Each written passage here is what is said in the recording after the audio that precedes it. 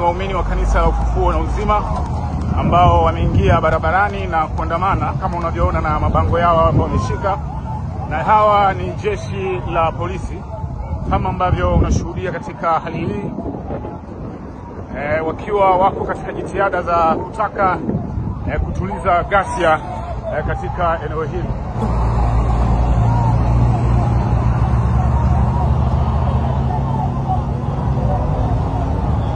Hivi ndivyo hali ambayo iko katika maeneo haya ya Ubungo.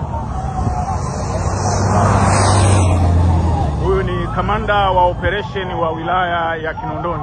Waumini wa kanisa la Ufunuo na Uzima la Askofu Joseph Gwajima wamejitokeza kwa wingi leo siku ya Jumapili Juni tarehe 15 mwaka 2025 karibu na kanisa hilo, wakiwa wamebeba mabango ambayo wameashikilia katika kanisa hilo wakiwa wanahitaji kanisa hilo kufunguliwa, lakini pia wakiwa wanatamani kwamba haki iendelee kudumu. Waumini hao wameweza kubeba mabango ambayo yameweza kuwa yameandikwa maandishi tofauti tofauti, na moja kati ya mabango yameonekana akiwa yanasomeka kwamba hatutaki utekaji, na lingine likiwa linasomeka kwamba tunataka haki ya kudumu, huku wakiwa wanaendelea na maandamano. Lakini pia polisi wameonekana wakiendelea kutuliza ghasia ambayo inaendelea katika maeneo hayo. Sasa nataka nikukumbushe tu kwamba moja kati ya vitu ambavyo vilikuwa vimetake headline katika siku za hivi karibuni ni mara baada ya mchungaji lakini pia askofu Joseph Gwajima baada ya kuweza kuonekana, baada ya kuonekana kabisa akitafutwa na serikali. Yote hii ni kwamba alikuwa anashtakiwa kwa kosa la kutumia